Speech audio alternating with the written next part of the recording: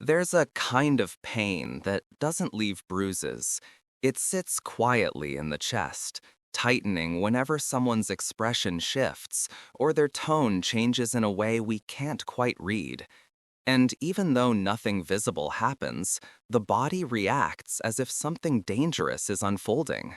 This is the experience of rejection sensitivity, a deeply human response woven into our biology long before any of us understood what it meant.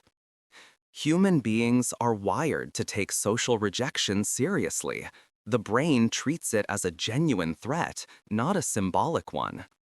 In a well-known study by Naomi Eisenberger and Matthew Liberman in 2003, researchers found that when people experienced social exclusion, the dorsal anterior cingulate cortex lit up, the same region involved in processing physical pain. The brain does not draw a neat line between a broken bone and a broken connection. It reacts with the same alarm system, signaling that something is wrong and needs attention. This reaction didn't appear by accident. For most of human history, belonging to a group wasn't just comforting, it was essential for survival. Being pushed out, or even subtly distanced from the tribe, could mean losing protection, resources, or support. So our nervous systems evolved to treat any hint of exclusion as a potential danger. The fear of rejection, then, is not weakness. It is an ancient survival instinct playing out in a modern world. But the brain doesn't only respond to obvious rejection. It reacts to tiny cues, a raised eyebrow, a delayed text message, a shift in someone's posture. Studies on microexpressions and amygdala reactivity show that even subtle signs of disapproval can activate the brain's threat circuits.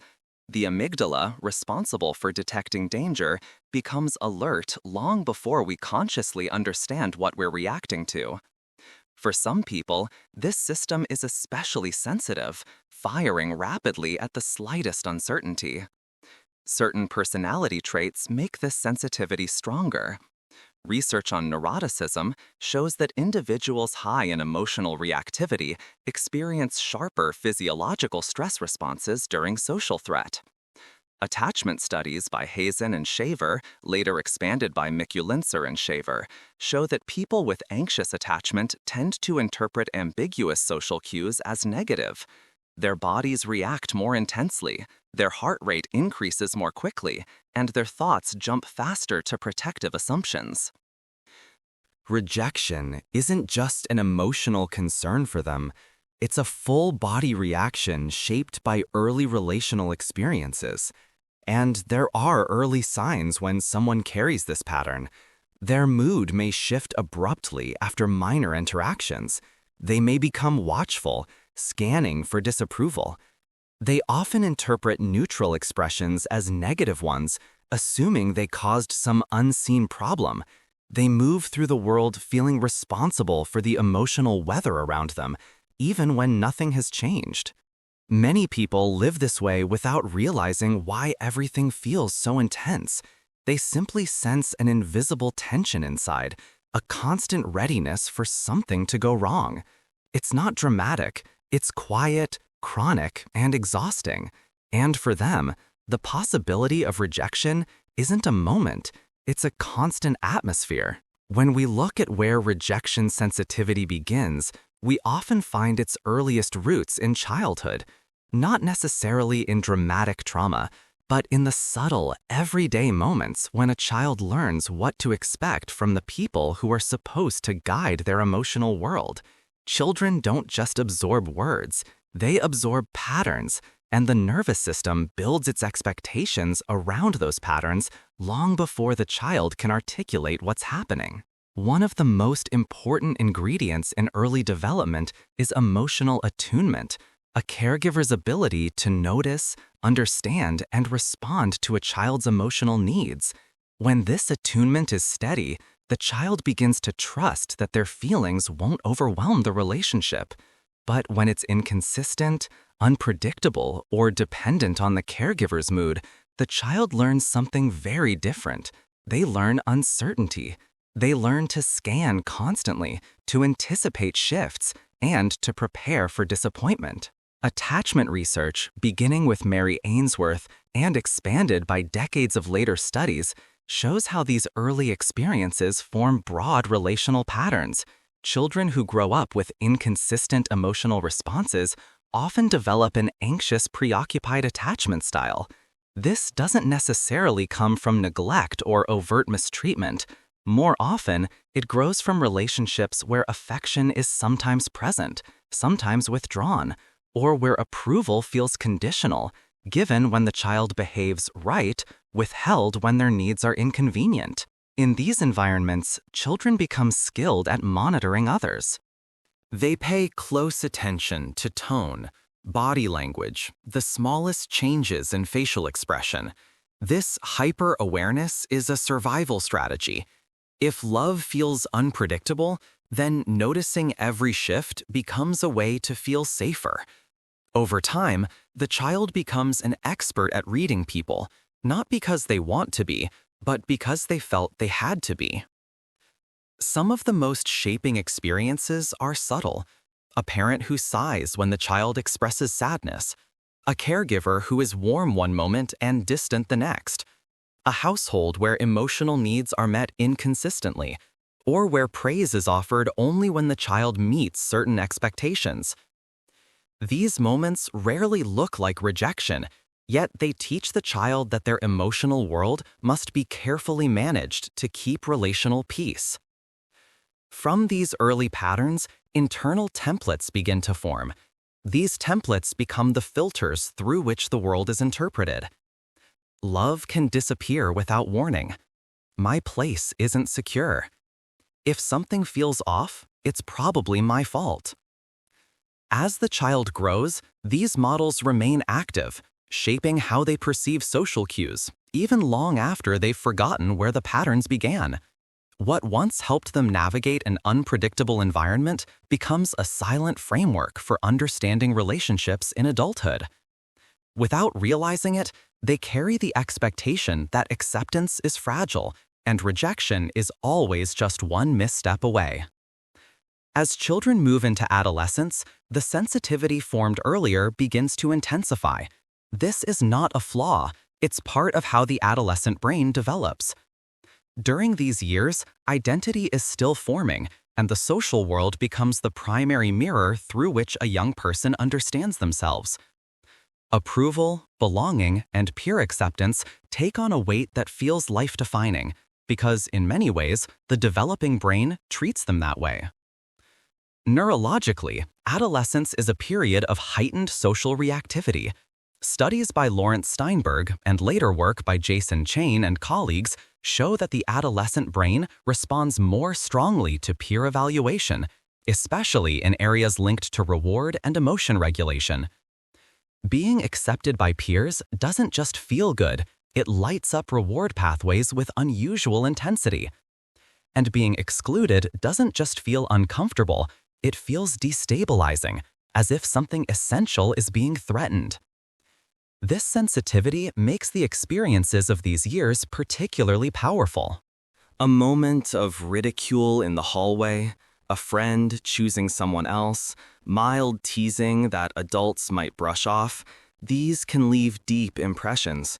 Even minor experiences of exclusion shape the way a teenager learns to anticipate social outcomes. For a young person who already carries early insecurity, adolescence can become the period where rejection sensitivity crystallizes into a pattern. Social hierarchies are especially influential during this stage. Popularity, reputation, and group belonging become invisible scripts that define who feels valuable and who feels replaceable. Teenagers intuitively track these hierarchies, forming internal social maps that often persist into adulthood.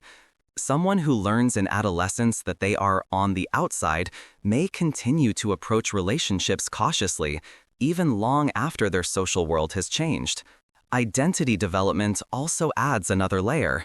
Adolescence is a time of experimenting with roles, trying on different versions of oneself to see what fits. But experiments invite evaluation. When a teenager expresses a new interest, tries a new style, speaks up differently, or steps outside what others expect of them, they risk criticism or dismissal. These moments of role rejection can feel like confirmation that their true self is unwelcome. Over time, these experiences can shape a belief that authenticity is risky. And so, the stories formed in these years become internal narratives. The teenager who felt excluded may become the adult who fears abandonment. The one who learned to mask their feelings may become the adult who struggles to express needs. The adolescent who was rewarded only when they fit in may become the adult who hides their individuality. Adolescence doesn't just create memories, it creates meaning. And for many people, the meaning formed in those years becomes the lens through which they interpret rejection for the rest of their lives. As adolescence transitions into adulthood, the patterns shaped earlier begin to manifest more consistently in daily life. For adults who fear rejection, the world often feels like a minefield of social cues, where even neutral moments can trigger intense internal reactions. A pause in a conversation, a delayed reply to a message, or a subtle change in someone's tone can feel like a warning signal. The mind, trained over years to detect potential exclusion, interprets ambiguity as threat. This tendency is described in psychological research as the rejection sensitivity bias. Downey and Feldman, in their foundational work, showed that people with high rejection sensitivity anticipate rejection and respond with heightened emotional intensity. It isn't just an expectation, it's a preemptive activation of alarm systems. When the mind predicts danger, the body often follows. Heart rate increases, muscles tense, attention narrows, all in preparation for potential harm. Hypervigilance becomes a habitual coping style. Individuals scan social interactions, consciously or unconsciously, for signs of disapproval. This heightened awareness can feel protective. If one notices rejection early, perhaps it can be avoided. Yet this same vigilance carries a cost. It exhausts attention, fuels anxiety, and often creates a self-reinforcing cycle where even harmless signals are interpreted as threats. Preemptive withdrawal is another common pattern. To avoid the pain of rejection, adults may pull back emotionally or physically before any explicit rejection occurs. This protective behavior, while understandable, can paradoxically reinforce isolation and heighten sensitivity. Small interpersonal cues can spiral into mood shifts, rumination, or catastrophizing, where the mind envisions worst-case scenarios far beyond what actually occurred. Living with chronic threat monitoring is mentally and physically taxing. The constant scan for danger, paired with the intense emotional reactions, leaves little room for ease in social interactions. Moments meant to be neutral or joyful are filtered through a lens of potential rejection.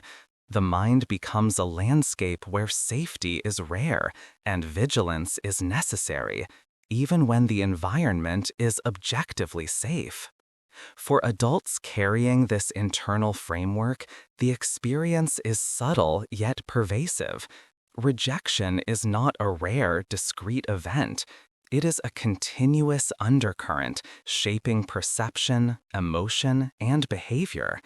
Recognizing this internal lens is the first step toward understanding why social interactions feel so fraught and why even minor slights can resonate so profoundly. Underlying the fear of rejection are cognitive patterns that shape how experiences are interpreted. These are not just thoughts that passed by. They are frameworks through which every social encounter is filtered. One common pattern is all or nothing thinking. A single misstep or perceived mistake can feel catastrophic. as if an entire relationship or social standing is at stake.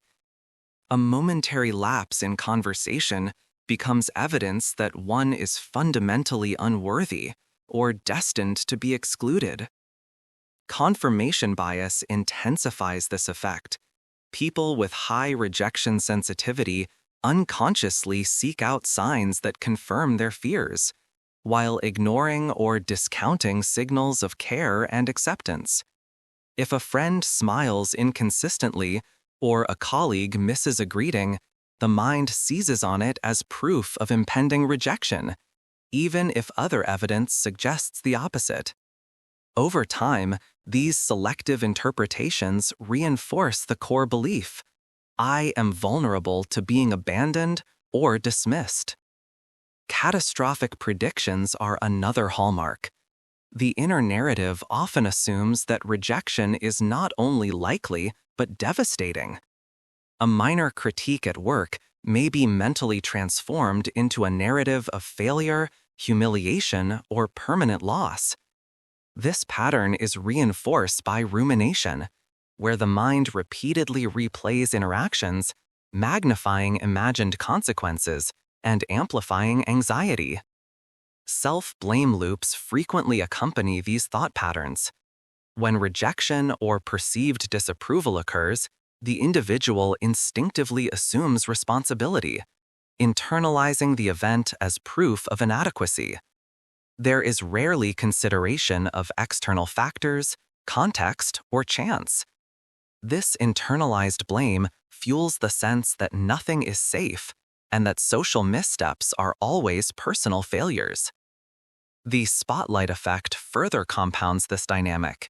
Research shows that people tend to overestimate how much others notice their mistakes or flaws. For someone sensitive to rejection, this cognitive distortion is amplified, leading them to imagine that every small misstep is glaringly visible and judgment-laden. In combination, these cognitive patterns form an internal working model: I am not enough. This model subtly guides attention, interpretation, and reaction, making the anticipation of rejection a constant self-perpetuating presence in the mind. The fear of rejection is not only cognitive, it is deeply embodied. Social threats trigger physiological reactions similar to those activated by physical danger. When someone perceives potential disapproval or exclusion, the sympathetic nervous system springs into action. Heart rate accelerates, muscles tense, and the body prepares for fight, flight, or freeze. Even when the threat is imagined or minor, the body experiences it as real. This connection between social and physical pain helps explain why rejection feels so intense. As Eisenberger and Lieberman's research showed, the same neural pathways that process physical pain respond to social exclusion. The experience is not metaphorical, it is literally felt. This makes rejection fear visceral, manifesting as stomach knots, chest tightness, or a sudden wave of heat or anxiety. Shame often accompanies these physiological responses. Unlike guilt, which is tied to a specific action, shame is a self-conscious emotion rooted in the perception that something is inherently wrong with oneself. People who fear rejection frequently experience shame as a constant undercurrent, feeling exposed and flawed in the presence of others. The tension between wanting closeness and fearing hurt creates a persistent internal conflict. This approach avoidance dynamic can be exhausting. On the one hand, the desire for connection drives effort, care, and attentiveness. On the other, the fear of rejection urges withdrawal, self-protection, and hypervigilance. Emotional flooding occurs when these competing forces collide.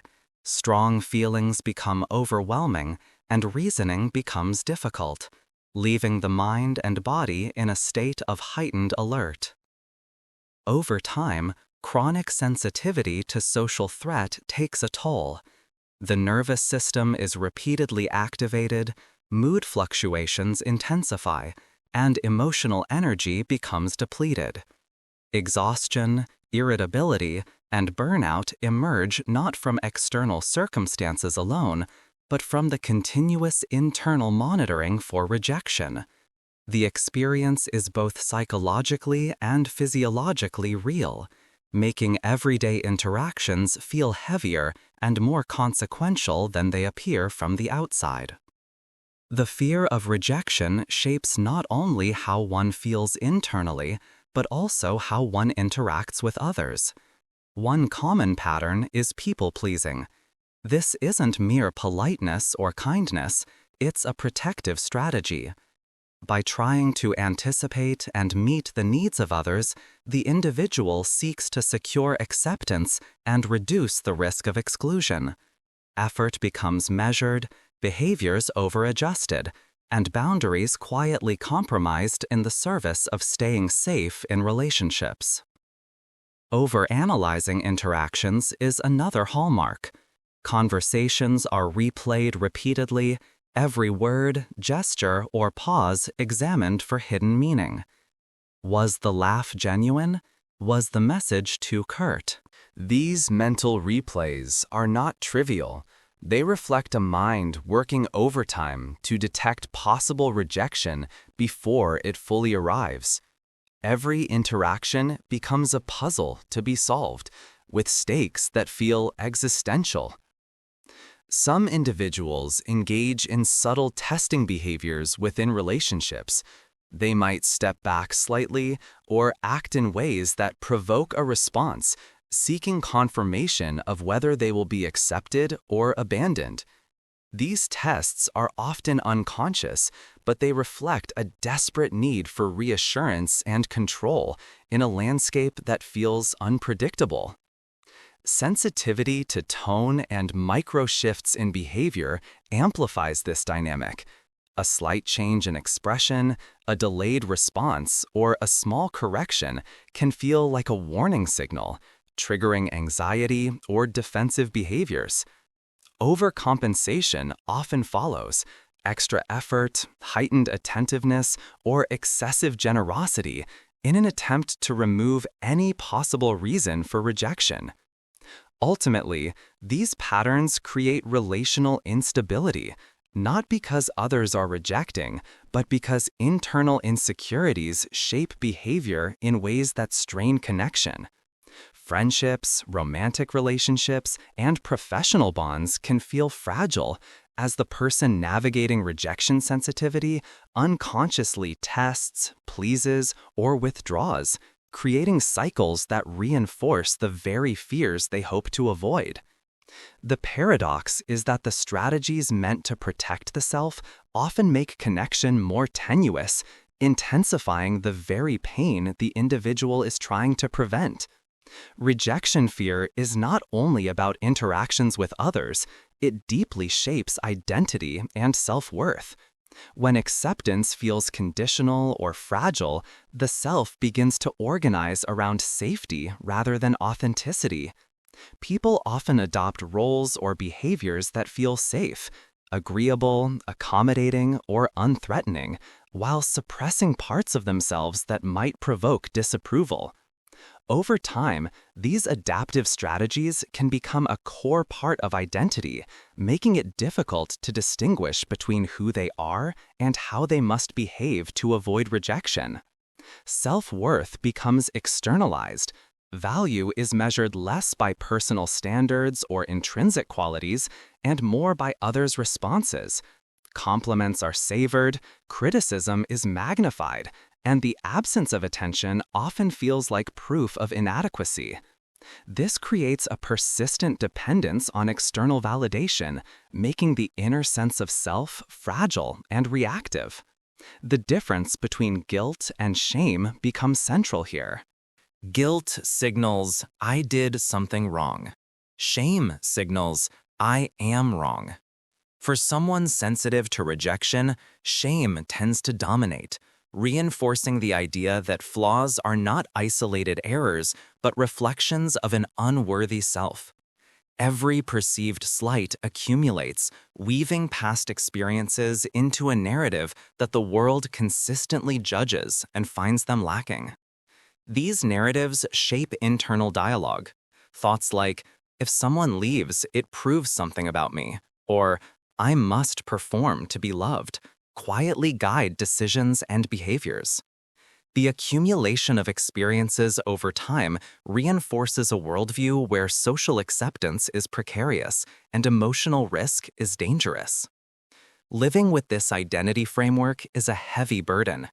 The internal world becomes a place of constant negotiation, self-protection, and hyper-awareness. Every choice, interaction, or expression carries implicit questions. Will I be accepted? Will I be seen as enough? These questions shape life at a fundamental level, influencing relationships, decisions, and the sense of being fully present in one's own life. The fear of rejection doesn't just affect what is done, it quietly structures who the person believes themselves to be. The fear of rejection extends beyond personal relationships. It profoundly shapes behavior in work, creativity, and ambition. Opportunities that involve evaluation, a job application, presenting an idea, or sharing a creative project can feel like potential exposure to judgment. The mind anticipates rejection before it even occurs, creating an internal barrier that often prevents action altogether. Perfectionism frequently emerges as a protective armor. Every detail is scrutinized, every risk minimized, all in the hope of eliminating any possible reason someone might disapprove. While striving for excellence can be positive, in the context of rejection sensitivity, perfectionism becomes a way to avoid vulnerability rather than a pursuit of growth. Small mistakes feel catastrophic, and the fear of failure becomes intertwined with fear of social exclusion. Self-silencing is another common pattern. Expressing preferences, asserting boundaries, or revealing genuine thoughts can feel dangerous because visibility carries the risk of criticism. Remaining small, invisible, or agreeable seems safer, even at the cost of authenticity and personal fulfillment. Ambition, innovation, or personal expression can be stifled when the mind prioritizes safety over opportunity. This also feeds imposter feelings. Even success can feel precarious, as if external recognition is temporary and could be revoked at any moment. The fear of being seen, truly recognized for one's abilities or identity, becomes a double-edged sword. Visibility offers potential reward, but it also feels like vulnerability, opening the door to rejection or judgment. Ultimately, rejection sensitivity shapes life trajectories. Career choices, creative expression, social visibility, and personal growth are all filtered through a lens of risk and self-protection. The strategies that keep someone safe in the short term, perfectionism, withdrawal, self-silencing, can gradually limit opportunities, constrain